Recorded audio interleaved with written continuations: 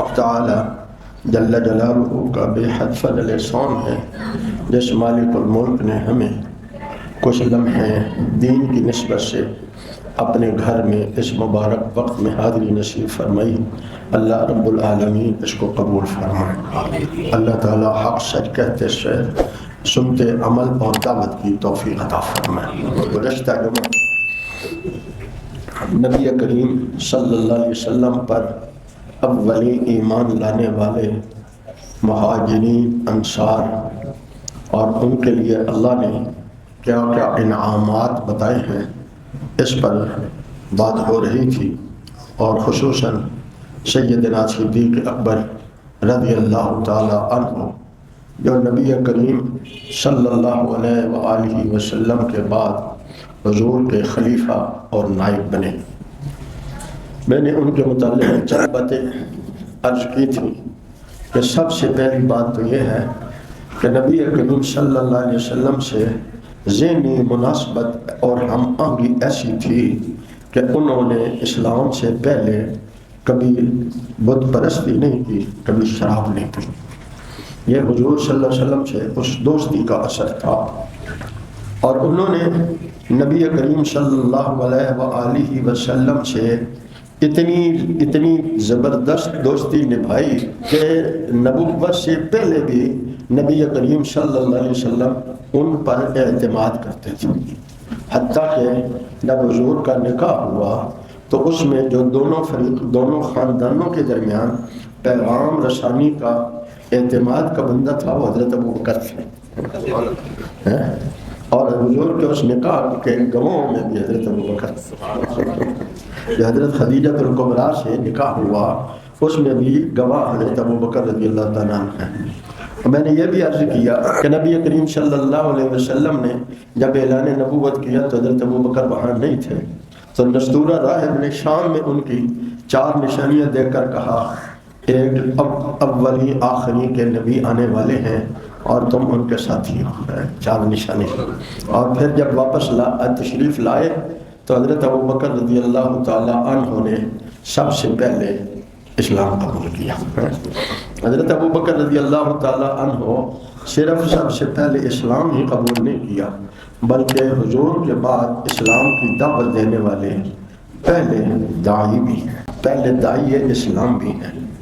اور میں نے یہ بھی عرض کیا کہ 10 مبشرہ میں 6 بندے اور خود حضرت ابوبکر 7ویں، یہ 6 بندے ان کی دعوت اسلام سے 10 مبشرہ میں سے انہوں نے قبول اسلام۔ اللہ ہمیں بھی دعوت اسلام کی توفیق عطا فرمائے۔ آج ہم سے یہ چیز اٹھ گئی ہے، نسل بعد نسل کافر ہمارے ساتھ رہتے ہیں اور ہم ان کے ایمان کی فکر نہیں کرتے۔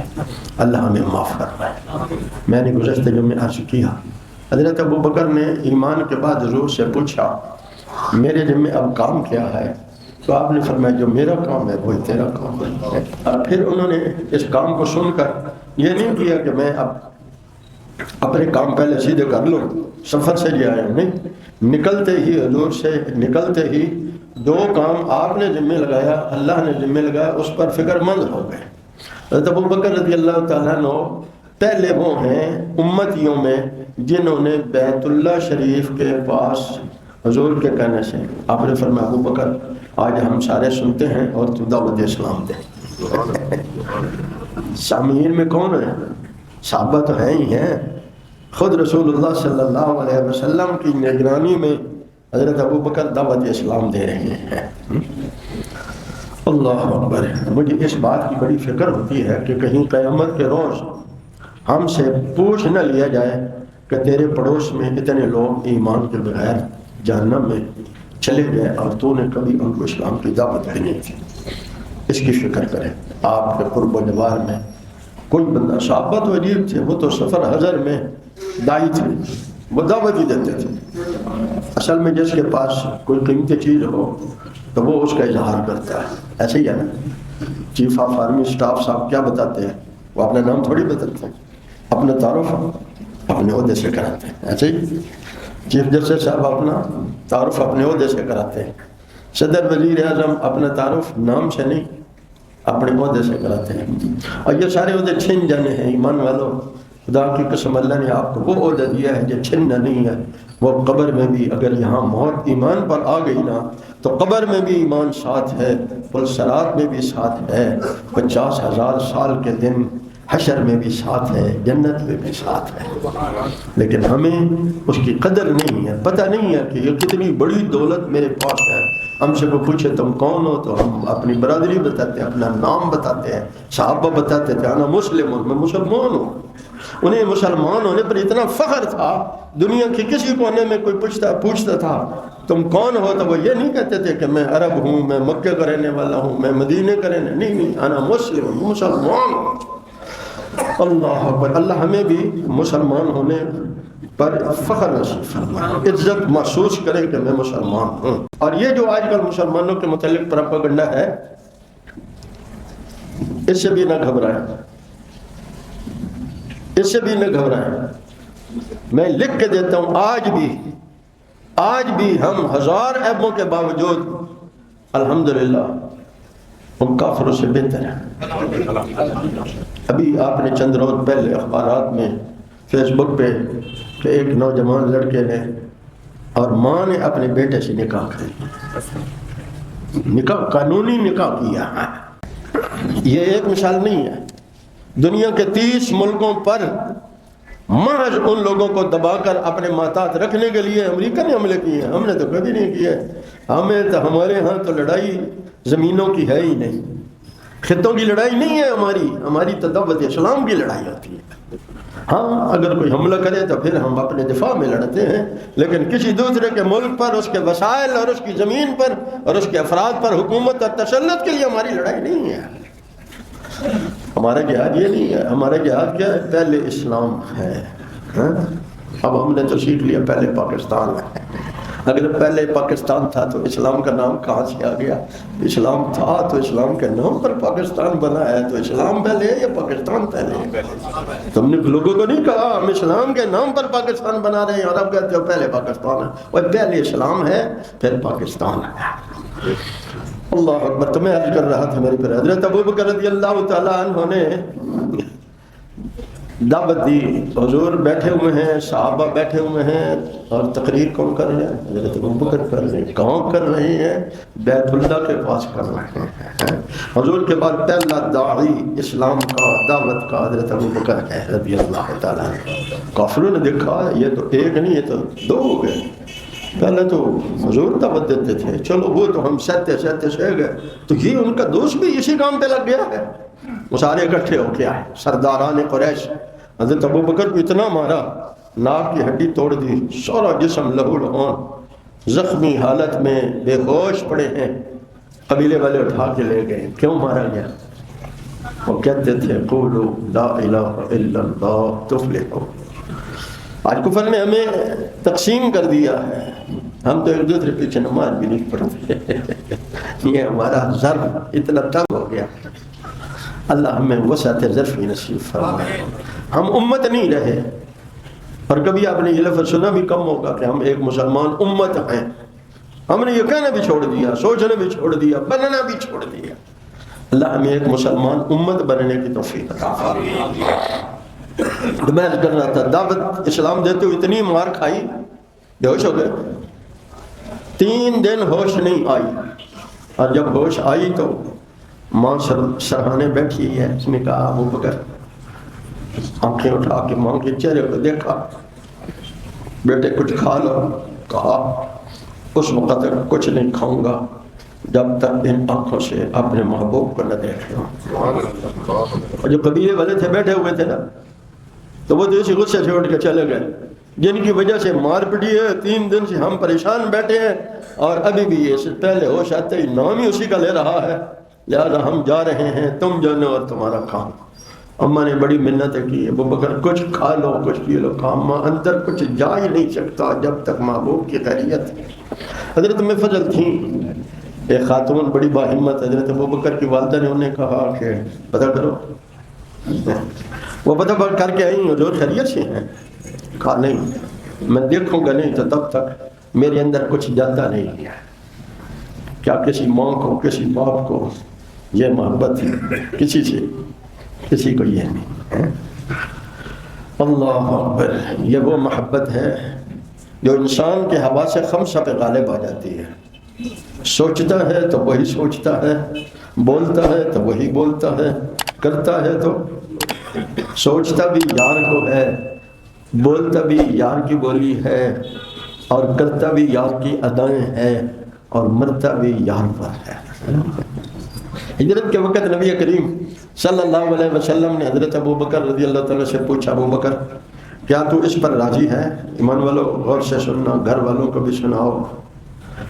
ابو بکر کہتا ہے کیا تو اس پر راضی ہے کہ جب میں ہجرت کر کے جاؤں تو بھی میرے ساتھ ہو، لوگ جیسے میری جان لینے کے لیے مجھے ڈھونڈیں تجھے بھی ڈھونڈیں، جیسے لوگ میری جان کو ایک کے درپے ہوں تیری جان کے بھی درپے ہوں، لوگ کہیں اس کام پر ابو بکر ہی ان کو اکسانے والا ہے، لوگ تیرے متعلق وہ یہ سارا کچھ سوچیں بھی کریں بھی، کیا تو اس کے لیے راضی ہے؟ ایمان والو جواب سنو۔ حضرت ابو بکر نے کہا میرے محبوب کیا پوچھتے ہیں، خدا کی قسم اگر مجھے قیامت تک زندگی مل جائے اور آپ کی صحبت کی برکت سے مجھ پر مصیبتوں کے پہاڑ ٹوٹ جائیں اور نہ اس سے پر کبھی مجھے موت آئے نہ کوئی اور چھٹکارا ہو ان مصیبتوں سے، پھر بھی میں اسے اختیار کر لوں گا، آپ کی صحبت نہیں چھوڑ سکتا، آپ کی صحبت پھر بھی مجھے اس سے عزیز ہے۔ پیغمبر علیہ السلام نے خوش ہو کر فرمایا ابو بکر اللہ نے تجھے میرے ساتھ ہجرت کی اجازت دے دی ہے۔ حضرت ابو بکر نے 2 اونٹنیاں تیار کر رکھی تھیں، ایک اپنے لیے ایک حضور کے لیے، تو پیش کی، آپ نے فرمایا نہیں، پیغمبر بھی تو پیغمبر تھے صلی اللہ علیہ وسلم، نہیں ابو بکر اس اونٹنی کے پیسے میں دوں گا، اور دیے۔ لیکن ہجرت کے وقت حضور اپنے بستر پہ حضرت علی کو سلاتے ہیں، باہر نکلتے ہیں تو ابو بکر کے گھر جاتے ہیں، اور توشہ سفر کا توشہ وہ تو حضرت ابو بکر کے گھر میں تیار ہوتا ہے۔ اللہ اکبر۔ حضرت ابو بکر رضی اللہ تعالیٰ وہ خوش نصیب ہیں جنہوں نے سامان بھی اٹھایا ہوا ہے، رسول اللہ کو بھی کندھوں پہ اٹھایا ہوا ہے۔ میں اور آپ آج اللہ ہم سب کو مکہ مدینہ حرمین لے جائیں، آمین تو کہہ دو، سب کہہ دو کوئی پتہ نہیں ہے کس وقت کی آمین قبول ہو جائے ہے، اور اللہ اپنے غیب کے خزانوں سے اسباب بنا دے۔ اصل دولت نہیں ہے، ہمارے دماغوں پہ چھا گیا، پیسہ اصل ہے، پیسہ اصل نہیں ہے، قبولیت اصل ہے، جس کو وہ قبول کر لیتے ہیں جس کو وہ قبول کر لیتے ہیں پھر ایسے ہی۔ ہم ایک بار ختم نبوت کی دعوت کے لیے ساؤتھ افریقہ گئے، تو سعودی عرب کا اصول ہے کہ وہ اپنے ملک سے ویزا دیتے ہیں، عمرے کا ویزا دوسری جگہ سے نہیں دیتے۔ تو میں اپنے رہبر سے کچھ ناراضگی اور شکوہ کیا کہ جدے گئے، واپسی پھر جدے جائیں گے، پھر پاکستان چلے جائیں گے، کیسے امیر ہو تمہیں ہماری فکر نہیں کہ عمرہ کرنے؟ اس نے کہا میں نہیں فیصلہ کرتا، فیصلے اوپر ہوتے ہیں۔ ہماری ایک کانفرنس میں کیپ ٹاؤن میں ایک بوڑھے سے بزرگ آئے، دسترخوان پہ بیٹھ کے انہوں نے کہا ہمارے امیر حضرت مولانا عبدالحفیظ مکی صاحب رحمۃ اللہ تعالیٰ علیہ سے، حضرت میرے لائق کوئی حکم ہو؟ تو نے فرمایا یہ ہمارے کچھ ساتھی چاہ رہے تھے کہ ہم نے واپسی پھر جدے 8-10 گھنٹے رکنا ہے، تو اگر ہمیں وہاں 2-3 دن کا ٹرانزٹ مل جائے تو انہوں نے کہا جس نے جانا ہے وہ بس کل مجھے نا تصاویر دے دیں اور پاسپورٹ کی کاپی دے دیں۔ اگلے دن اتوار تھا، وہ ڈھونڈتے ڈھونڈتے کئی گھنٹوں کے بعد ایک دکان مل گئی، تصویریں دی ان کو، لیکن انہوں نے وہاں پاسپورٹ کے بغیر ایئر لائن کا سفر نہیں، اندرون بھی نہیں کر سکتے۔ تو انہوں نے کہا آپ لمبے سفر ہیں بائی ایئر نہیں کر سکیں گے، ٹکٹیں ہم نے لی ہوئی ہیں تمہاری سب کی، لیکن بس سے جا سکیں گے۔ ہم نے کہا بس کا سفر منظور، 10 گھنٹے ہم نے بس میں۔ چوتھے دن ہم نے جناب ویزے مل گئے۔ تو میں آپ کو عرض کر رہا تھا میرے پیارے، بات قابلیت کی نہیں ہے، جب اوپر قبولیت ہو جاتی ہے تو اللہ ہم سب کو حرمین بار بار مقبول حاضری نصیب فرمائے، آمین۔ تو جب جائیں ہمیں بھی یاد رکھنا دعا۔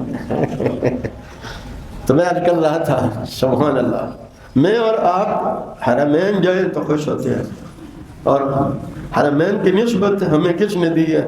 مصطفیٰ کریم صلی اللہ علیہ وسلم۔ حضرت ابو بکر سامان بھی اٹھایا ہوا ہے، رسول اللہ کو بھی کندھے پہ اٹھاتے اور غار سور پہ چڑھے جا رہے ہیں۔ غار ثور پہ چڑھے جا رہے ہیں، یار پاؤں پھسل گیا تو کیا بنے گا؟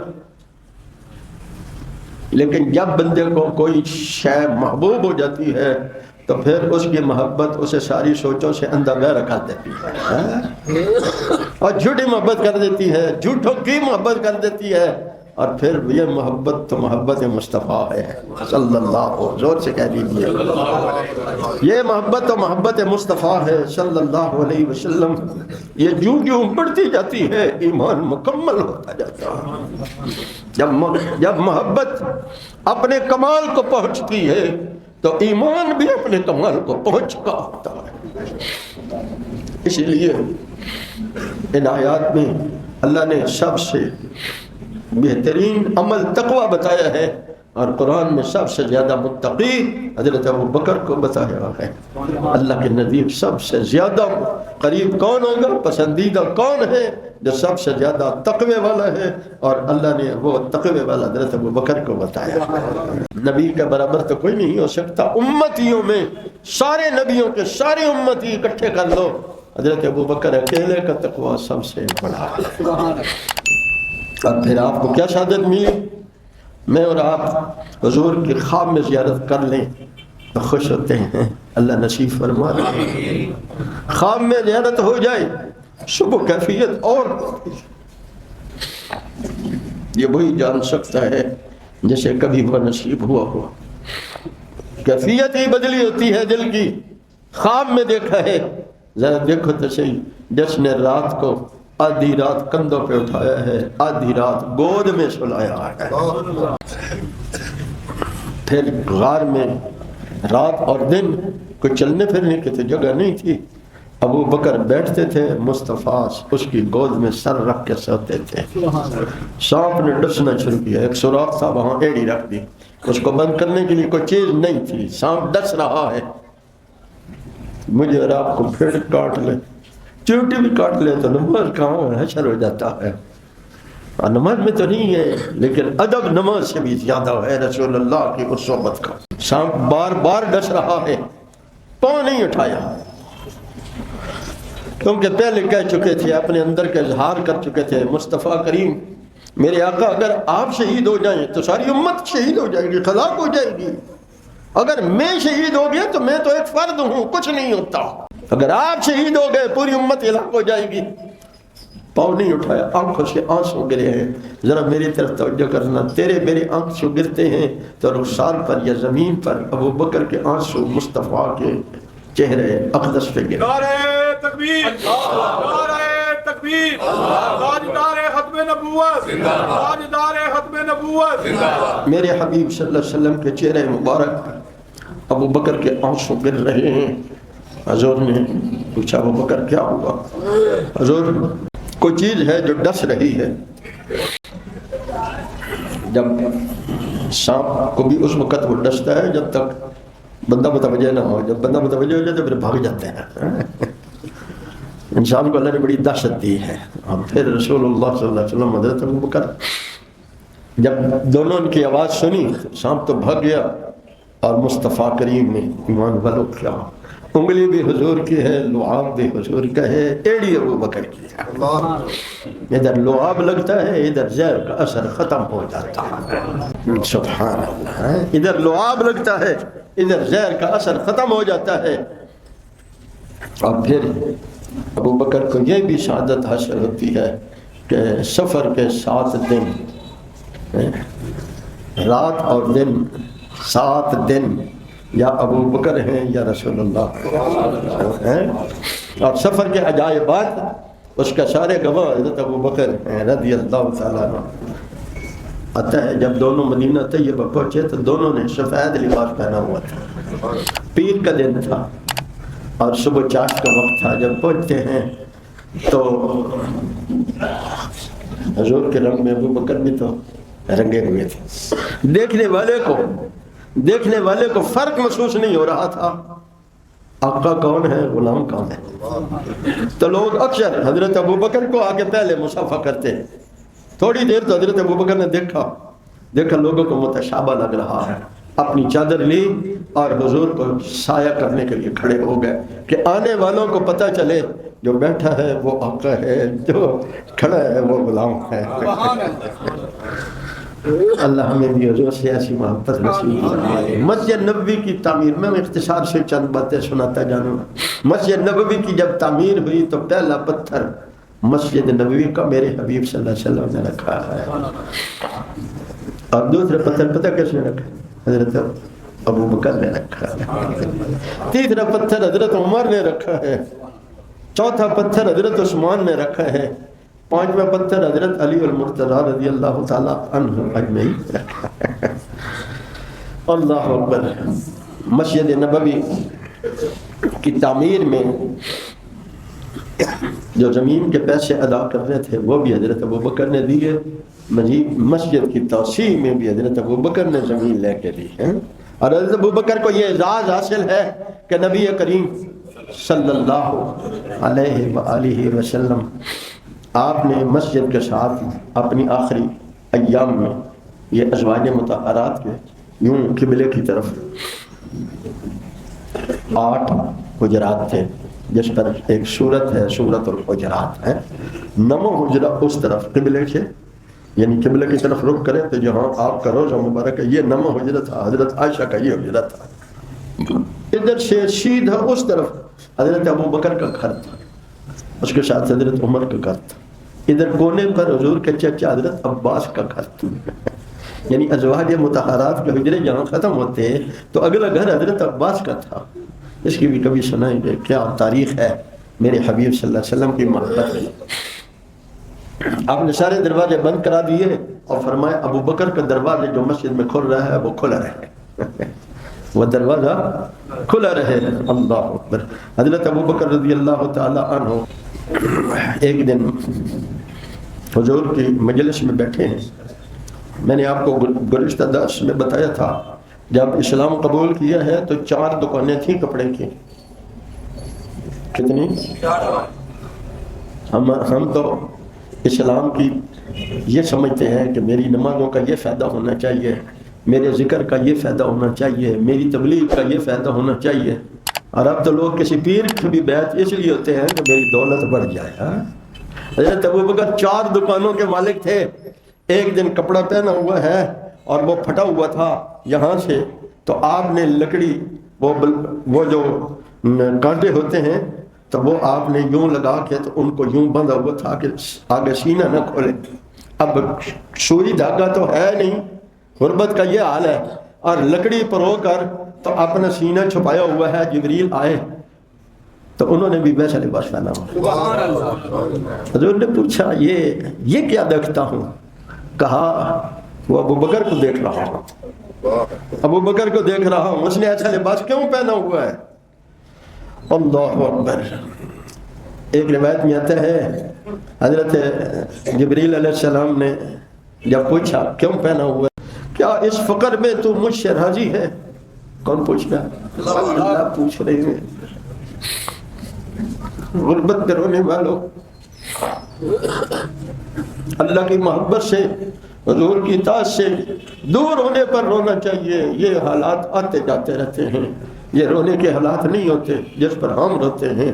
رونا تو یہ ہے کہ میرا اللہ اس کے رسول سے تعلق، میری اولاد کا تعلق کمزور ہو رہا ہے، یہ رونے کی چیزیں ہیں۔ حضرت ابو بکر رضی اللہ تعالیٰ عنہ سے جب کہا اللہ آپ کو سلام کرے، پوچھ رہے ابو بکر اس فقر میں تو مجھ سے خوش ہے یا ناراض ہے؟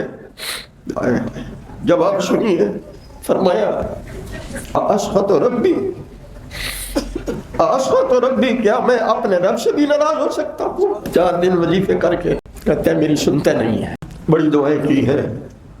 جب دنیا ہی مقصد ہے تو پھر پتہ ہی نہیں چلے گا، اور جتنی تجھے دعاؤں کی توفیق ملی ہے اس سے بڑی بات ہو کیا سکتی ہے؟ جتنا تو نے رب کا ذکر کیا ہے اس سے بڑی بات کیا ہو سکتی ہے؟ تو میں زمین پہ رب کو یاد کرتے ہیں، وہ عرش وہ اللہ پہ ہمیں یاد کرتے ہیں۔ میں اپنے رب سے ناراض ہو سکتا ہوں؟ پھر 3 بار کہتے ہیں انا راض عن ربی، انا راض عن ربی، انا راض عن ربی، میں اپنے رب سے خوش ہوں، میں اپنے رب سے 3 بار اللہ اکبر. محبوب کریم صلی اللہ علیہ وسلم کا چہرہ مبارک حضرت ابوبکر کا جواب سن کر کھلکھلانے لگا. کیوں؟ پیغمبر کے یہ شاگرد ہیں، تربیت یافتہ ہیں، اور جس کے شاگرد کا یہ حال ہے، نبی کی ایمان کا کیا حال ہوگا. اللہ ہمیں رسول اللہ صلی اللہ علیہ وسلم اور آپ کے صحابہ کی سچی محبت نصیب فرمائے. وآخر دعوانا الحمدللہ. انوار ختم نبوت ٹرسٹ پاکستان.